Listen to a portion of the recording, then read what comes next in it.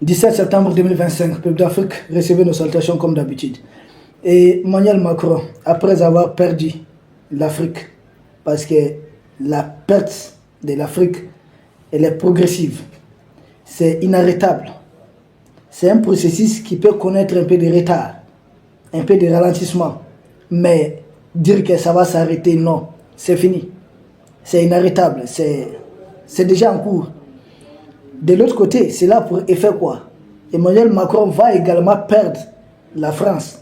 Pas qu'il va perdre la France, mais surtout que la France elle-même ne risque pas de se perdre dans ça. Parce qu'Emmanuel Macron risque de tomber à la fois avec son pays. Parce que sa stratégie a été très très mauvaise. Sa plus grosse erreur, c'est de vouloir affronter à la fois les pays de l'Est et la Russie. Et s'il avait été intelligent, il devait être l'un des fervents soutiens du président Poutine ou être totalement neutre. Mais dès qu'il a perdu l'Est pour lui, les Africains qui sont, selon lui, qui sont très manipulables, donc c'est la faute à Poutine. Un temps de mouvement, qu'est-ce que Macron fait? Il devient chef de guerre. Lui qui au début disait non, il ne faudrait pas humilier la Russie, tant. Il devient maintenant chef de guerre. Coalition de volontaires, troupes au sol, comme ça. Seulement, le problème est que plus la guerre dure, l'opération spéciale dure en Ukraine, plus les dépenses militaires augmentent, plus les Européens sont obligés de payer certaines taxes, vouloir se passer des hydrocarbures de la Russie, du gaz russe, ou trouver les compléments. Ceux qui ont les moyens les trouvent facilement ailleurs. Mais ceux qui n'en ont pas, comment ils vont faire? Lui, il avait pour habitude de voler, de piller l'uranium au Niger. Et là, le Niger même, les pays le Mali, le Burkina, le Niger, sont dans la dynamique de créer des réacteurs nucléaires. Donc, nous-mêmes, nous avons besoin, les propriétaires de la chose ont besoin de sa chose. Donc Emmanuel Macron, il est en difficulté. Et de l'autre côté, vu qu'il a provoqué la Russie, les conséquences de cette erreur stratégique d'Emmanuel Macron de vouloir défier à la fois les pays de l'Est et la Russie sont nombreuses. Et la toute première conséquence, c'est le niveau de défiance. Vous voyez, de plus en plus, on défie le pouvoir d'Emmanuel Macron dans la rue. Et partout, il y a un peu on casse un peu partout, de gauche à droite. Donc là, son pouvoir est réellement en difficulté. Il est défié. Il est défié dans son propre pays. Lui qui voulait provoquer que les gens nous défient ici dans l'espace AES ou que le président Poutine soit défié chez lui. Et résultat, nos présidents sont très populaires chez nous, dans l'espace AES, en Russie. Mais lui, Emmanuel Macron, là-bas chez lui, il est en difficulté, ça ne va pas. Sa cote de popularité est au plus bas. Autre conséquence, magazine de La Croix, selon Alain Juppé, ancien député, ancien maire de Bordeaux, ancien premier ministre de la France, il dit de plus en plus de jeunes, c'est une étude de La Croix, ça ne vient pas de moi, de plus en plus de jeunes français veulent un président à l'image de Poutine ou veulent un militaire au pouvoir. Là encore, c'est l'effet de la Russie ou l'effet AES. Parce que les militaires au pouvoir, ils vont passer au général Assimi Goïta, au président Ibé Traoré. Nous avons un impact véritable sur Emmanuel Macron. De sorte que n'oubliez pas, qu'est-ce que Macron dit? Macron, pour s'adresser à ses adversaires qui l'appellent à la démission, il dit: venez me chercher. Je sais que vous êtes manipulés par les blogueurs russes. Ces blogueurs russes-là, c'est nous tous ceux qui ne pensent pas comme lui, pour lui, ne pensent pas pour lui, sont des blogueurs russes. Automatiquement, pour Emmanuel Macron, c'est comme ça. Lui, ça chite, tout son problème, c'est la Russie. Or, un général français lui a dit, ce n'est pas la Russie qui est l'ennemi de la France. Le premier ennemi de la France aujourd'hui, c'est Emmanuel Macron, qui a désindustrialisé la France, qui est arrivé à la tête du pays en tant qu'un banquier. Il doit faire beaucoup de choses, des miracles.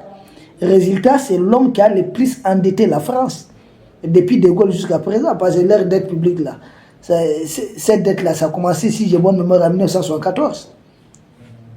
Donc, Emmanuel Macron, c'est l'un des hommes, en tout cas c'est le président qui a le plus endetté son pays. Donc, c'est du mensonge, c'est de la manipulation. Et c'est pourquoi, quand cette étude du journal La Croix dit que des jeunes Français pensent de plus en plus qu'il faut un autre système de gouvernance autre que leur fameuse démocratie, nous nous applaudissons. Parce que c'est du mensonge. Les présidents élus là-bas n'ont pas de décision. Si ce n'est pas BlackRock, c'est quoi qui dirige des multinationales? Un président à la solde des multinationales.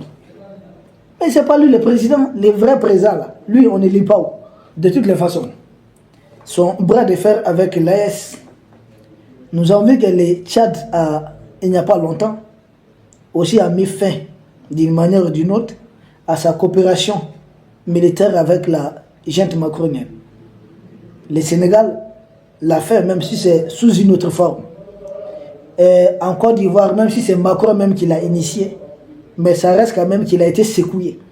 Les pays de l'Est ont eu un impact réel sur Emmanuel Macron. Les pays de l'Est, il a réussi un impact réel. Et il faut continuer. C'est pourquoi il faut continuer la communication, sensibiliser, informer, mobiliser davantage les Africains à accompagner ce combat. Nous sommes sur la bonne voie. D'ailleurs, une autre conséquence, c'est au-delà de l'Afrique. La Kanaki qu'on appelle la Nouvelle-Calédonie. Là-bas, les leaders indépendantistes sont plus en plus actifs. Ils veulent rapidement aller à l'indépendance. Et là aussi, ils ont notre accompagnement. Ça ne va pas se limiter à la Kanaki qu'ils appellent Nouvelle-Calédonie. Ça va atteindre la Martinique, Guadeloupe, Guyane, Réunion. Tous ces pays-là doivent se libérer de la junte française parce que c'est une junte qui est en difficulté. Elle ne tient pas debout. Ne restez pas dans une maison qui est en train de s'écrouler. Courez, sortez, sauvez-vous. Ces États doivent se prendre. Il faut tout simplement mettre fin à cette politique néocolonialiste de la junte macronienne. Et en nommant son ministre des Armées comme Premier ministre, lequel ministre des Armées a été ministre de la France d'outre-mer. Or, des ministres de la France d'outre-mer, c'est des gens vraiment qui sont dans l'esprit néocolonialiste. En nommant les ministres des Armées, c'est pour vouloir poursuivre l'effort de guerre en faveur de Zelensky contre la Russie. Là encore, c'est peine perdue. Ce qui veut dire qu'il va encore endetter les Français davantage. Et d'ailleurs, son Premier ministre Sébastien Lecornu, qu'est-ce qu'il a dit? Sébastien Lecornu a dit qu'il pourrait avoir besoin des épargnes des Français. Français, sachez épargner vos sous. Lecornu pourra les prendre, aller les donner à Zelensky. C'est pas moi qui l'ai dit, c'est Lecornu même qui l'a dit publiquement, ouvertement. Ce n'est caché de personne. Suivez les infos. Parce que vos médias là-bas diffusent tout, sauf ce que vous devez entendre et comprendre. Peuple d'Afrique, Emmanuel Macron, il est à terre. C'est effet, impact, AS et Russie.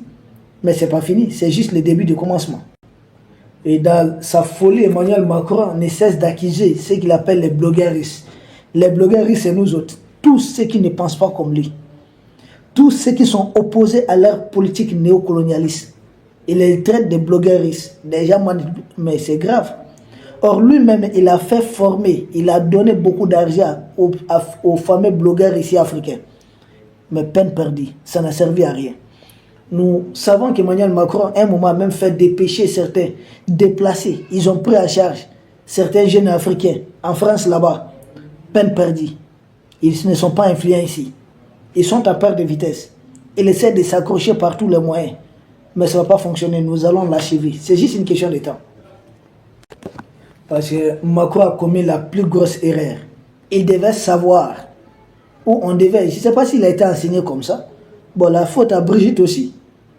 Macron devait savoir que si la France tenait une place au niveau mondial, c'est à cause de la Russie et des pays africains. Parce qu'il se faisait passer pour le propriétaire de notre uranium, de notre or, de notre pétrole et autres. C'est lui qui décidait de qui doit bénéficier des marchés d'une manière ou d'une autre. Maintenant que tout ça c'est derrière nous, Mais il a perdu son influence. Quand Donald Trump décide de venir supplier les Haïtiens de discuter, ça montre que Donald Trump ne prend plus l'Est comme une zone d'influence de la France, il ne considère plus comme ça. Or, autrefois, ils passaient tous par la France s'ils avaient besoin de quelque chose ici. C'était la France qui jouait l'intermédiaire. Maintenant, ça, c'est derrière nous. Ils devaient savoir que c'est grâce à l'énergie bon marché de la Russie que la France faisait de très bons chiffres d'affaires. Et leurs produits agricoles hauts, c'est parce qu'il y avait les gros marchés de la Russie. Mais ils ont joué au gros dos. Même au niveau de l'automobile là. Mais ils avaient des marchés en Russie. Mais ils ont joué au gros dos, ils se sont fait avoir, ils se sont fait manipuler. Le vrai président de la France actuellement, ce n'est pas Macron, c'est Zelensky. Macron, dans sa folie de vouloir être un jour le président de la Commission de l'Union européenne, il est en train de vendre son pays. C'est ça son combat, son rêve c'est ça. Il est plus dans les affaires, dans les fameuses affaires européennes que dans les affaires françaises. Mais c'est son problème. Nous, ce qui nous intéresse là, qu'il nous laisse tranquille. Qu'il dégage de chez nous. On ne veut pas le voir ici. Qu'il nous laisse tranquille. La question qu'il faut se poser, quelle deviendra la France? Ça, ce n'est que les trois pays de l'Est et la Russie. Mais si aux trois pays de l'Est plus la Russie, il osait se frotter aussi à la Chine, qu'est-ce que la France va devenir finalement? Il osait. Un jour en Afrique centrale, les choses peuvent se passer. République centrafricaine, et ils ont réussi quelque chose. Les jours que le Gabon, le pétrole du Gabon va les échapper. Le pétrole du Congo, là ils ont fait éliminer beaucoup de présidents. Massamba Demba, Mario Ngwabi, paix à leur âme. Pascal Lissouba, repos éternel. Mais c'est juste une question, c'est juste partie remise. Les jours qu'ils vont perdre tout ça, mais ils risquent de devenir l'un des pays, voire les pays européens les plus pauvres. Parce qu'ils ont bâti leur modèle, leur système économique uniquement en exploitant leurs anciennes colonies et d'autres pays à qui ils refusent de donner l'indépendance. C'est pourquoi souvent quand je les vois crier, les Palestiniens doivent avoir un État, mais que la France accepte tout simplement de donner à la Martinique son indépendance, à la Guadeloupe, à la Guyane, donner l'indépendance, et ils colonisent plus de nations même qu'Israël. C'est des manipulateurs. Ils sont là, vendent des bouts, pam, pam, pam, pam. Ils ont combien de pays qui sont toujours sous colonisation? C'est des pays où il y a des descendants d'Africains noirs, des gens de chez nous qui sont là-bas. Alors, qu'est-ce que la jeune Française deviendra après avoir perdu toutes ses colonies? Mais nous partons vers ça. C'est juste une question de temps. Ils n'ont pas les moyens financiers, ils n'ont pas d'alternative de se passer du pétrole et du gaz de la Russie. Ils n'ont pas. Les pays africains veulent même pomper là. S'ils veulent multiplier les puits, il faut plus d'investissement. Or, ils n'ont pas d'argent. Qu'est-ce qu'ils vont faire? Les gazoducs transsahariens sur lesquels le compte là, ça passe par l'espace AES, ça passe par le Niger. Nous autres de l'Est, là, nous pourrions dire non. Si c'est pour aider, sauver la jeune française, nous pouvons dire non. Ça suffit.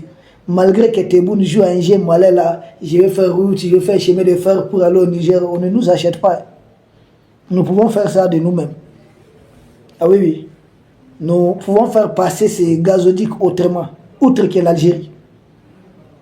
Il faudrait que l'Algérie et la France arrêtent leur comportement agressif contre les pays de l'AES. Donc, peuple d'Afrique, Emmanuel Macron a commis une erreur monstrueuse en voulant miser, c'est-à-dire dans sa perte de l'Afrique, en voulant miser sur la guerre en Ukraine. Il a commis une erreur monstrueuse. Il perd des deux côtés. Non seulement il va perdre davantage l'Afrique, parce que dans sa rancœur, qu'est-ce que Macron fait? Ces médias ne se cachent pas de soutenir les terroristes.